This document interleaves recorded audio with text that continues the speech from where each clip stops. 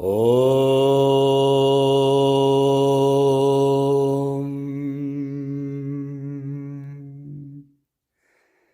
Brahmanandam Paramasukadam Kevalam Jnanamurtim Dvandvatitam Ganganasadrisham Tattvamasyadilaksham Ekam Nityam Vimalamachalam Sarvadi Sakshibhutam Bhavatitam Trigunarahitam Sadgurum Tam Namami.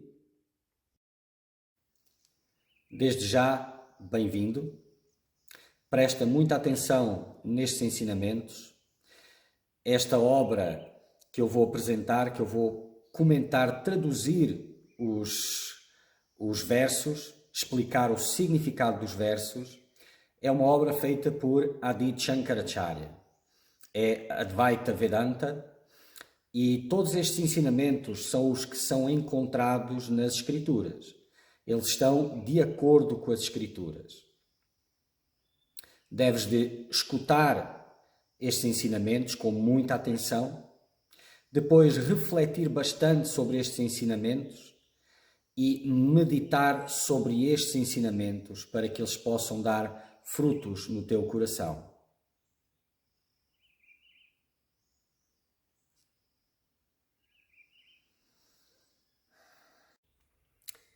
Seguindo para verso 92. As 10 índrias. Os 5 sentidos de percepção são visão, audição, paladar, tato e olfato. Os 5 órgãos de ação são língua, pernas, mãos, órgãos de secreção e reprodução. Existem 4 órgãos internos: o buddhi, que é a faculdade determinante, a ahankara, o ego, a mente e chitta, aquilo que recebe as impressões sensoriais. Existem 5 pranas, sopros vitais. Um prana recebe 5 nomes, de acordo com as suas diferentes funções, tal como o ouro é transformado em diferentes ornamentos, ou água em diferentes cores e recebe nomes diferentes. Este é o corpo grosseiro. Corpo sutil. O corpo sutil é feito dos 5 órgãos de sentimento, 5 de ação, 5 pranas, 5 elementos sutis, o buddhi, a avidya, que é a ignorância, kama, desejo e karma, trabalho, criado a partir dos 5 elementos sutis. Tem desejo e sente que a ação é feita porque é ignorante acerca da sua real natureza.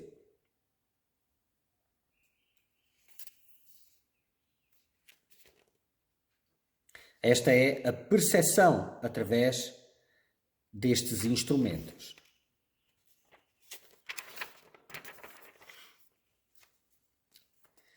Swapna, o sonho, pertence ao corpo sutil. Desfruta de objetos sutis. O Atman é o ser supremo. O intelecto é o seu ministro, mas as coisas executadas pelo seu ministro não lhe tocam. Embora eles sejam próximos um do outro, não toca o Atman. Ele é desapegado, intocado, é seu instrumento apenas. Tal o formão para o carpinteiro, assim o intelecto para o Atman.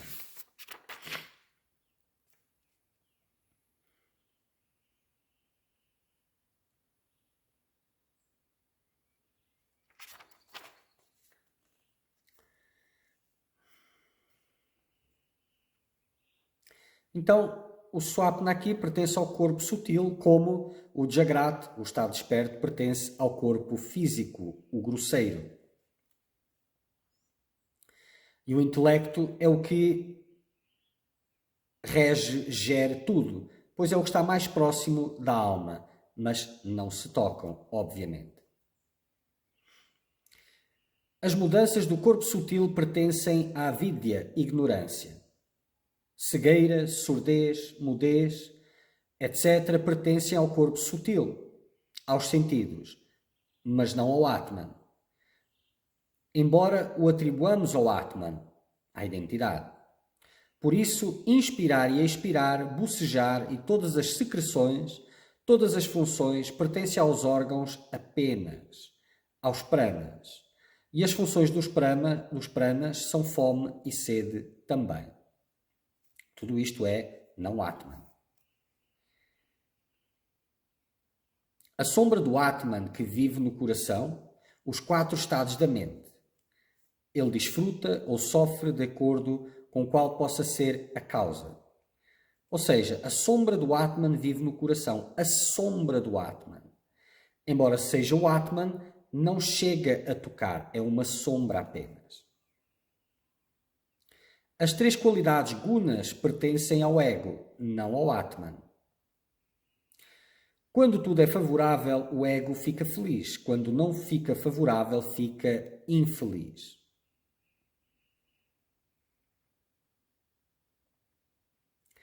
Os objetos sensoriais são queridos não por eles próprios, mas pelo seu uso ao Atman, porque o Self, o Eu, é naturalmente sempre querido para nós. O suicida também tenta agradar o Atman, sendo que ele se suicida para sair do sofrimento. Ele busca algo melhor dentro da natureza do Atman.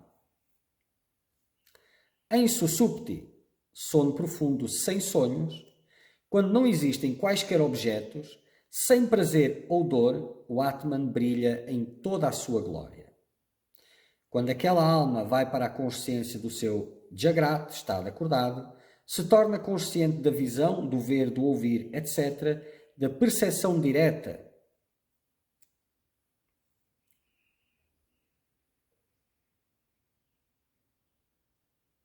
Então, quando não existe, não é, o personagem, só existe identidade, que é o estado de sono profundo, sabes que existes, não sabes mais nada, não tem mais qualquer atividade nenhuma, não é?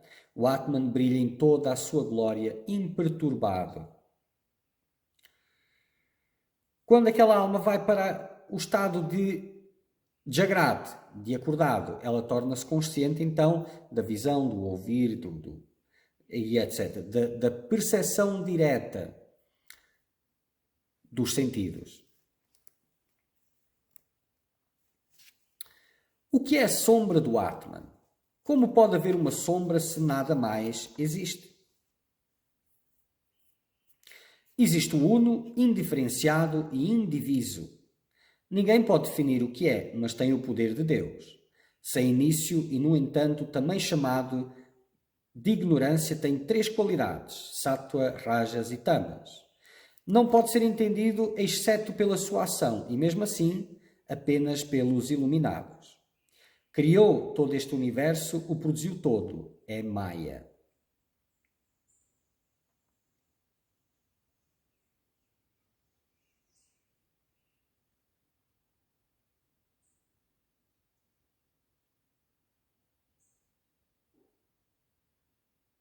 Então, parece que é meio contraditório, não é? Porque fala apenas, existe o uno, só isso existe. Mas, no entanto, não é? Tem 3 qualidades, aí já pelos véus de Maya.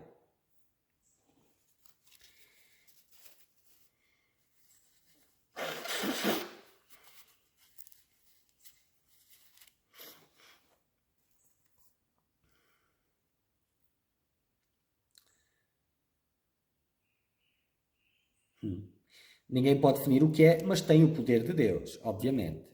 Sem início e, no entanto, também chamado de ignorância. Sem início. Se não existe, como vai ter um início? Não é? Sattva, rajas e tamas. Não pode ser entendida exceto pela sua ação. Só pode ser entendida através do que é visível, a ação dos gunas. E mesmo assim, apenas pelos iluminados.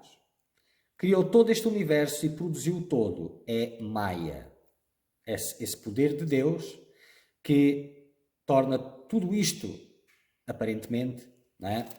visível, perceptível, experienciável. Se perguntas pela sua forma, não pode ser declarado. O Atman, explicado.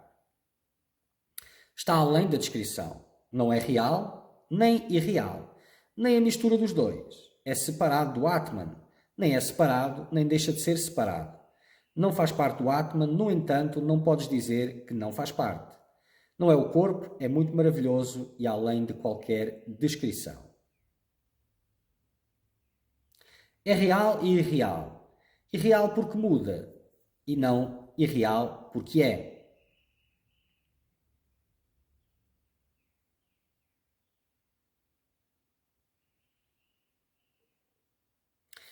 É real e irreal, ambas as coisas. Irreal porque muda e tudo aquilo que muda não é real. E não irreal porque existe, porque é existência, identidade. As frases às vezes têm um sentido, né? Tem que olhar bem para ver o que realmente ela aponta. Não é separado porque vês o Atman sozinho. Se separado, tem de haver dois. E não podes dizer que é separado, tal como não podes dizer que a cobra é separada da corda, pelo menos enquanto não sabes a sua real natureza. A sobreposição está feita e eles são um. Conhecimento de Brahman, o uno puro, sem um segundo.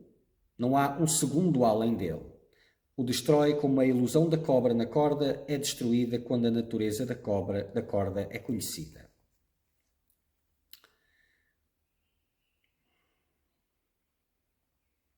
Vê se há alguma coisa aqui para. Não é separado porque vês o Atman sozinho. Então não é separado, a experiência é direta. Não é?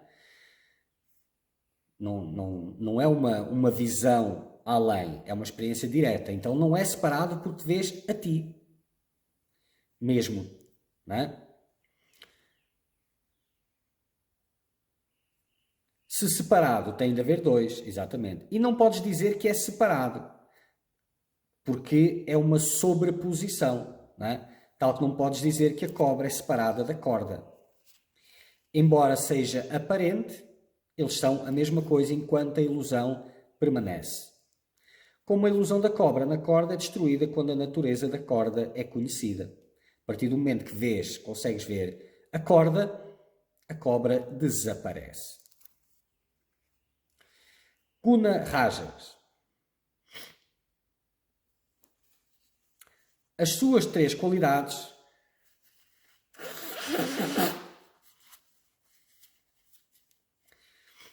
são famosas pelas suas próprias ações, porque só assim podem ser conhecidas. O poder de descentralização, projeção, é Rajas. É um poder expansivo, do qual todos os desejos nascem. Não é? Quais são os seus efeitos? Constante apego e todas as perturbações da mente, tristeza e dor. Este Guna Rajas é a causa da escravidão.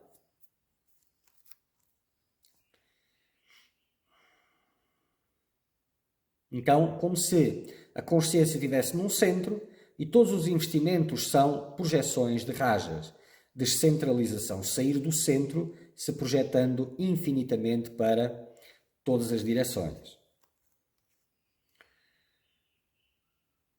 E por gerar o constante apego, não é, aos frutos desses investimentos e todas as perturbações da mente, tristeza e dor, é a causa da escravidão.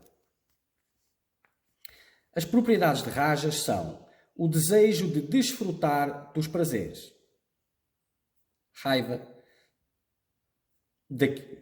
quando existe algo que permanece no caminho, que evita, perturba o desfrutar. Ganância, orgulho, inveja, egoísmo e ciúme. Tudo isto diz respeito ao Guna Rajas. Guna Tamas. A propriedade de Tamas é o encobrir, tal como é o espalhar a propriedade de Rajas. Então, um espalha, o outro encobre, abafa. faz com que as coisas aparentem ser aquilo que não são. E isso é a causa da escravidão. E até de descentralização. Espera aí.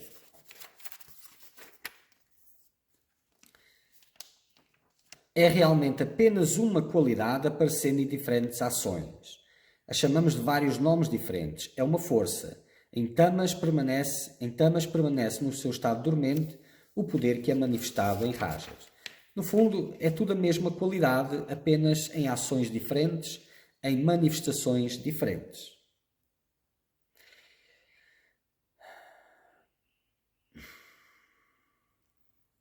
Então, Tamas é essa força latente, não é? Dormente, e Rajas é o seu estado ativo, desperto.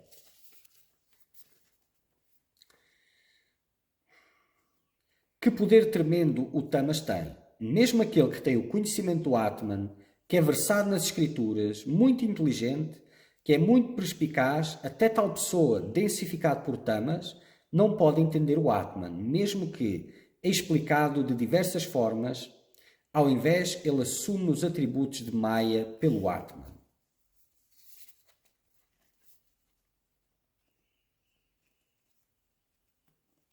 Então, o que isto quer dizer, não é? Mesmo que haja o conhecimento das Escrituras, um bom conhecimento das Escrituras, não é? Um bom conhecimento do Atman, mesmo que a pessoa seja muito inteligente, perspicaz, até tal pessoa sobre o poder de Tamas, sobre a densidade de Tamas, não pode entender o Atman, mesmo que explicado de várias formas. Ao invés, ele assume os atributos de Maya, do Guna respectivo, né, pelo Atman. Ele confunde um com o outro. Né? Então, existe uma série de hábitos. O entender os Gunas é importante para saber de onde estás, para onde precisas de ir. Né? E da mesma forma que estar em determinado estado te mostra, esse reconhecimento te mostra como sair daí, como sair desse estado, não é? Mesmo ao sair e ao sutilizar e se aproximando cada vez mais de uma visão clara do Atman, caso haja um relaxo no trabalho ou nos investimentos em que se permite que o Tamas regresse novamente, o que quer que tenhas conquistado perderás muito rápido. Isso é algo muito comum.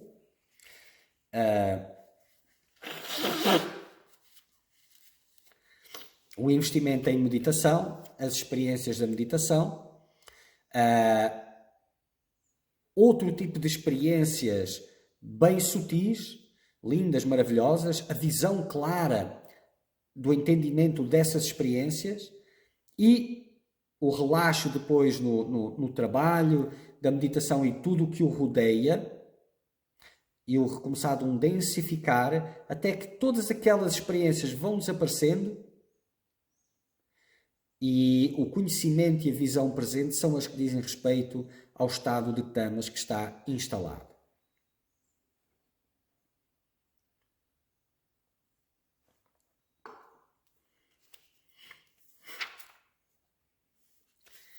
Falsidade, pensar o oposto do Atman, a impossibilidade das coisas, estas não deixam aquele que está envolto em Tamas. O poder de espalhar deixa ele agitado.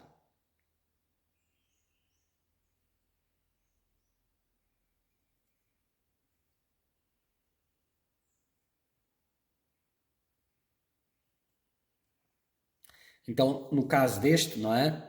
Esta é a manifestação, ou algumas das manifestações de Tamas, não é? A falsidade, o pensar o oposto do Atman, ou seja, no sentido oposto, na matéria, a dependência pela matéria, não é? A impossibilidade das coisas, esta é uma característica do Atman, a depressão, do Atman não, de quem está sobre Tamas. A depressão é de certa forma, uma impossibilidade das coisas, a negatividade, o achar que eu não sou capaz, não consigo, tudo isto é energia de tamas. Estas não deixam aquilo que está envolto em tamas. Quem está envolto em tamas tem estas características observáveis. E o poder de agitar, de espalhar, o poder de rajas, deixa ele meramente agitado, não gera foco e ação. E permanece em ignorância, letargia, ensonado ou pensando em coisas impossíveis, como um pilar sem qualquer entendimento, sem qualquer base. Enquanto estiver sob o domínio de tamas, este será o seu estado, pensando em coisas impossíveis, exatamente aquelas coisas que, pelo poder de tamas, ele sente não ser capaz, mas gostaria, mas não é capaz. Fica sempre aquele, não dá, não posso, não consigo, não sou capaz. Guna Sattva. Sattva é puro. Se torna útil para a libertação. Lá é refletida a sombra do Atman. Lá dá para ver a sombra do Atman, o reflexo do Atman, não o Atman. Não é? Sattva manifesta o Atman, como o Sol manifesta o universo inteiro. É luz. Luz, espalhar e escuridão são as três qualidades Sattva, Rajas e Tamas.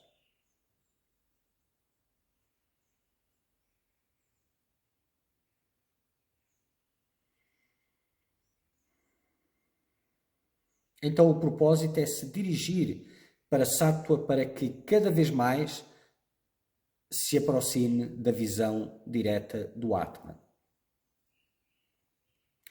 Então,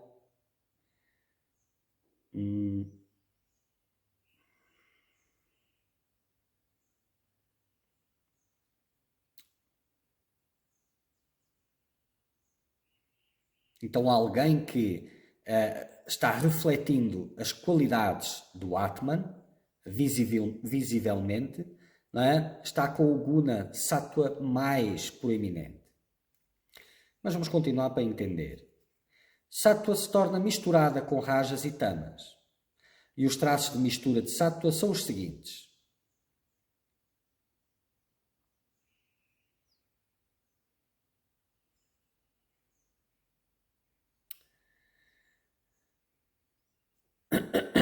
Recusando-se a tomar alguma coisa como sua, ausência de orgulho, quando o Sattva se mistura com os outros gunas numa maior proporção. Negação das coisas. Yamas, ahimsa, não violência, asteya, não roubar, satya, verdade, aparigraha, não posse, e brahmacharya, celibato ou fidelidade. Observância dos niyamas, purificação, austeridade, estudo, contentamento e adoração a Deus. Controle dos órgãos sensoriais, fé, devoção, desejo por liberdade, uma natureza divina e a cessação das coisas que não são boas para a autopurificação. Inocuidade, veracidade, livre de ganância, continência, ausência de aquisitividade. Estas são as características, o que é observado, os traços observados quando o Sattva se manifesta, né? Se mistura com Rajas e Tamas numa maior proporção. Então vamos lá outra vez. Os traços da mistura de Sattva, ou seja, de sua maior proeminência, antes só estava... Se bem que isto... Vamos lá. Não é? Os três gunas estão sempre presentes, só que em diferentes proporções.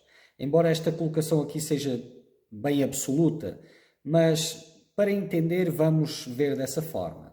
Mas tem sempre uma parte. Mas quando está mais proeminente o Sattva, o que observa é isto, não é? Recusando-se a tomar alguma coisa como sua, portanto a ausência de orgulho, negação das coisas, yama, que é a não violência, os yamas, que são a não violência, o não roubar. Não roubar é muito... Todos estes são muito amplos, não é? Não roubar também tem a ver com não se apropriar de coisas, quer seja intelectualmente, coisas que já são de outros e assumir como suas. Tem muitas nuances. Satya, verdade, aparigraha, não possuir coisas, não é? Assim, de uma forma. E brahmacharya, celibato ou fidelidade, contenção da energia vital. Observância dos niyamas, a purificação, austeridades, estudo, ter gosto em tudo isto. Na purificação, nas austeridades, no estudo espiritual, de escrituras, no contentamento, a ausência de necessidade de procurar melhorar as suas circunstâncias e adoração a Deus. Controle dos órgãos sensoriais, fé, devoção, desejo por liberdade, uma natureza claramente divina, visivelmente divina.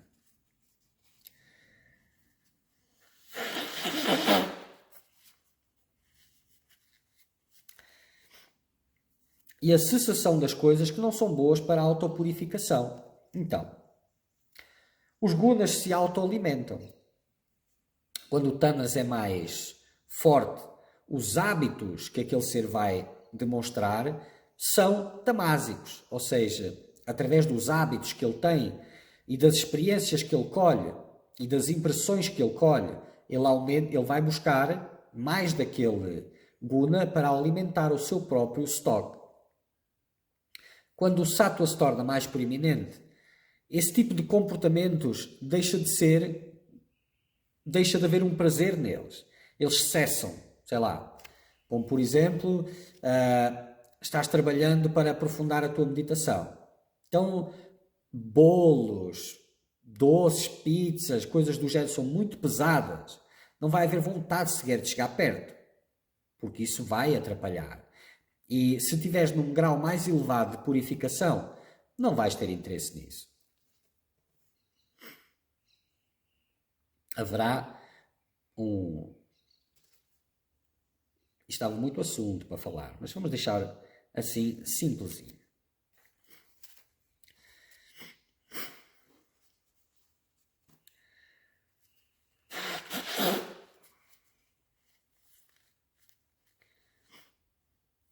Sattva puro é bem-aventurança, realização do self, suprema paz da realização, alegria e a qualidade permanente no self, pela qual nos tornamos sempre bem-aventurados. Diz que o Brahman está além de qualidades, mas no observável das qualidades, este é o mais perto. E sattva puro, ou seja, livre de tamas e rajas, já não é bem um guna, já está além dos gunas. Mas vamos lá. Na perspectiva de baixo do indivíduo, sattva puro é o auge da pureza, não é? Que é o guna que reflete a sombra do Atman. Como a água límpida, parada, cristalina, reflete a lua nela e se vê com clareza, parece que a lua está ali. Se estiver um pouco turvo, dá para perceber, ou se tiver um pouco de movimento na água, dá para perceber que é um reflexo, porque embora ainda reflita mais ou menos, mas já é claro que há distorções no reflexo. São as distorções dos comportamentos que já não refletem aquela natureza divina. Então, chegar no sattva puro é bem-aventurança, realização, não é?